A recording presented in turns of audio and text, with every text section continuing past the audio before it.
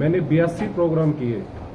हमारे 36 के 36 गांव में गया और 46 जो कार्यक्रम है मैंने शहर की अलग अलग कॉलोनियों में अलग अलग वार्डों में किए। जहां पर गया वहां एक ही बात सामने आई कि सरकार में भ्रष्टाचार से सभी वर्ग दुखी हैं। जिस कॉलोनी में मैं गया उस कॉलोनी में पीने का पानी नहीं, सीवरेज सिस्टम जो है वो खराब मिला, सड़कें टूटी फूटी हैं और गरीब व्यक्ति की सरकार ने बुढ़ापा पेंशन काट दी और बीपीएल कार्ड काट दिए, जिससे आम आदमी जो है वो बड़ा परेशान लगा। बहुत सारी ऐसी महिलाएं मिली जिनके आंसू देखे भी नहीं जा सकते थे। वो रोते हुए बताया कि बेटे हमारी पेंशन भी काट दी, बीपीएल कार्ड भी काट दिया और हमारा आमदनी का कोई साधन नहीं है। तो शहर में इतनी तकलीफ देकर यह महसूस हुआ कि भाई ये सरकार जो है ये सिर्फ चंद अमीरों की सरकार है। जींद के अंदर भ्रष्टाचार का पूरा बोलबाला है। 400 रुपए गज रजिस्ट्री के यहाँ पैसे लिए जाते हैं तहसीलदार ऑफिस में। नगर परिषद में 150 से 200 रुपए गज जो है प्रॉपर्टी आईडी के नाम पर लूट चल रही है। किसके पास ये पैसा जाता है? हमारा सवाल आपके माध्यम से ये है। यहां अटल पार्क में 1 महीना भी नहीं हुआ है, यहां के विधायक ने पूरे गाजे बाजे के साथ उद्घाटन किया। अगले दिन आपके माध्यम से अखबारों में छपा कि भाई 1 दिन में झूला टूट गया। हमारा सवाल उनसे ये है कि भाई ऐसे कौन से झूले आप लगाते हो जो 1 दिन में टूट जाए? और आज जो मैंने अभी आपको फोटो दिखाया है वो उसी पार्क का है जिसमें सीवरेज के ढक्कन टूट गए 1 महीने के अंदर। इतने व्यापक स्तर पर भ्रष्टाचार हुआ है। सफीदो रोड है, सफीदो रोड पे इन्होंने डिवाइडर लगाए जी, सारे सीमेंटी डिवाइडर थे, आज वो कहीं दिखाई नहीं देती। जो टाइलें लगाई और फिर उनको काट के इन्होंने दोबारा तारकोल का जो रोड बनाया, वो टाइलें कहां पर ये लेकर गए किसी को नहीं पता है। जब इनके माध्यम से हम सवाल पूछते हैं तो ये किसी का कोई जवाब नहीं देते। डॉक्टरों की यहां कमी है।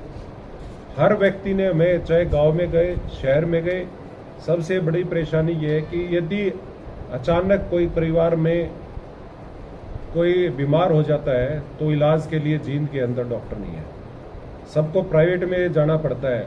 आज भी हमारे 15 साल के यहाँ से विधायक हैं लेकिन डॉक्टर की कमी आज तक वो लोग पूरा नहीं कर पाए हैं। मैं मिड्डा साहब से ये भी पूछना चाहता हूँ कि भाई आपने यूनिवर्सिटी में कर्मचारी पक्के करवाने के लिए कभी आवाज नहीं उठाई, प्रोफेसर आपने पक्के करवाने के लिए नहीं आवाज उठाई। जो चौधरी भूपेंद्र सिंह हुड्डा जी ने स्टेडियम जींद के अंदर बनवाया था उसमें कोचे आज तक नहीं लगे हैं। ट्रैक जो है सिंथेटिक बनवाना था वो आज तक नहीं हुआ है। मेडिकल कॉलेज जो है पिछले 8 साल से लोग कह रहे हैं कि कंप्लीट हो जाएगा, वो कब कंप्लीट होकर कब जो जींद के लोगों को उसमें इलाज संभव हो पाएगा? क्योंकि उसमें भी बड़ा मुद्दा ये है कि जो पीने का पानी है उसका अभी तक कोई समाधान नहीं निकला है कि इतने बड़े मेडिकल कॉलेज में पीने का पानी कहां से मुहैया कराया जाएगा, इस बात पे आज तक किसी का ध्यान ही नहीं गया। ऐसे ही बस स्टैंड में हुआ था कि बस स्टैंड को बने हुए काफी दिन हो गए थे, 1200 फुट पर जाकर पीने का पानी निकाला गया। तो सरकार की कोई व्यवस्था नहीं है, सारा लूटपाट का और भ्रष्टाचार का अड्डा बना हुआ है। किसी गांव में आप चले जाओ, यदि जींद शहर के नजदीक के गांव है तो एनओसी के नाम पर लूटमारी हो रही है। गरीब आदमी को कहते हैं भाई आप एनओसी लेके आओ, उसके इतने चक्कर कटाते, दुखी होकर परेशान होकर दलालों से संपर्क करना पड़ता है। तो आपके माध्यम से पूछना चाहता हूं, इतना भ्रष्टाचार, इतने व्यापक स्तर पे भ्रष्टाचार जींद के अंदर है जिससे यहां पर रहने वाला हर व्यक्ति परेशान है। दूसरा जो है 20 तारीख को मैंने कहा था कि भाई चौधरी दीपेंद्र सिंह हुड्डा जी की हम रैली करा रहे हैं। पुरानी अनाज मंडी में 20 मई को ही रैली है सुबह 10 बजे। इस रैली के मुख्य अतिथि जो है चौधरी दीपेंद्र सिंह हुड्डा जी हैं। साथ में मेरे साथ भारत यात्री रहे और राष्ट्रीय प्रवक्ता भी हैं कन्हैया कुमार जी, वो भी इस रैली में शिरकत करेंगे, तो हम उनका भी यहाँ पर स्वागत करेंगे। दूसरे और बहुत सारे नेता हैं जो पार्टी के, जो वो भी आएंगे इस रैली में।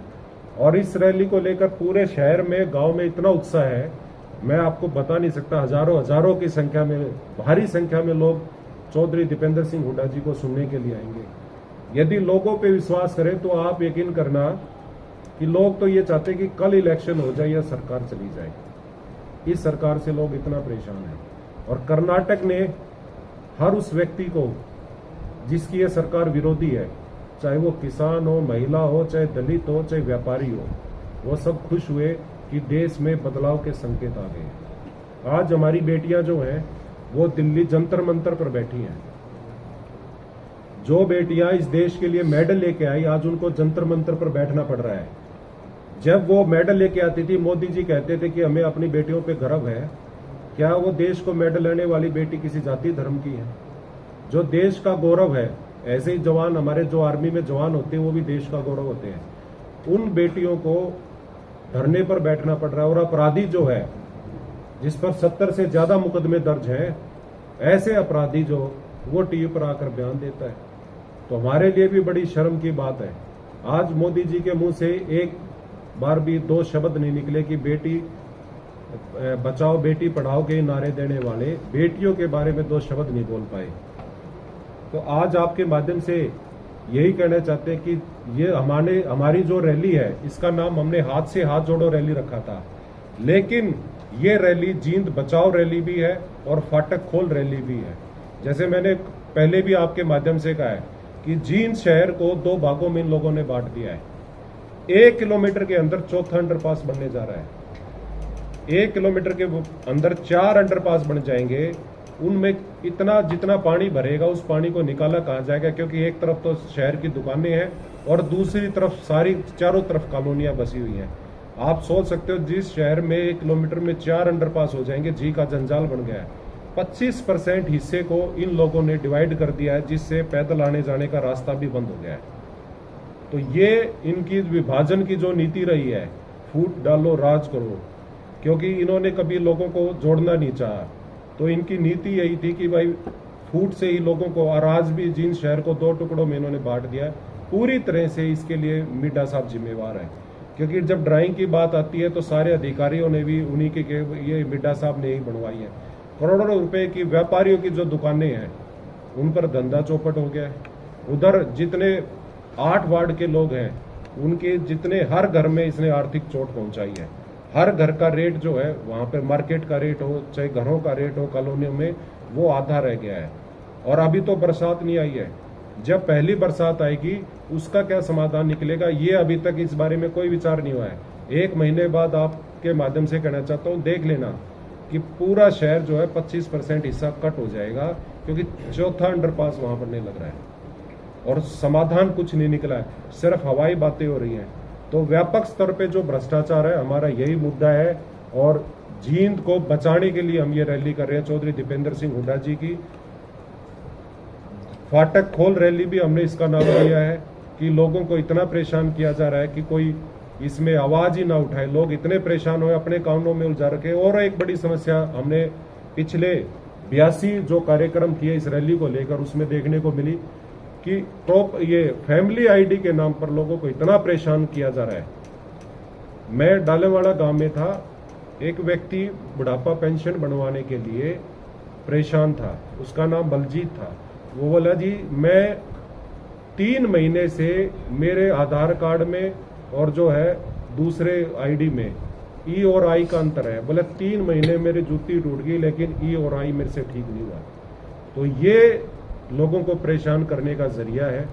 तो ये सारी बातें लेकर आज ये प्रेस कॉन्फ्रेंस की थी कि परसों आप सब भी हमारी तरफ से, कांग्रेस पार्टी की तरफ से, और हमारे जो मुख्य अतिथि हैं चौधरी दीपेंद्र सिंह हुड्डा जी, उनकी तरफ से भी आप सबका निमंत्रण है, ताकि ज्यादा से ज्यादा जींद के लोगों की हम आवाज उठा सकें। आप सब यहाँ पर आए, आप सबका बहुत धन्यवाद।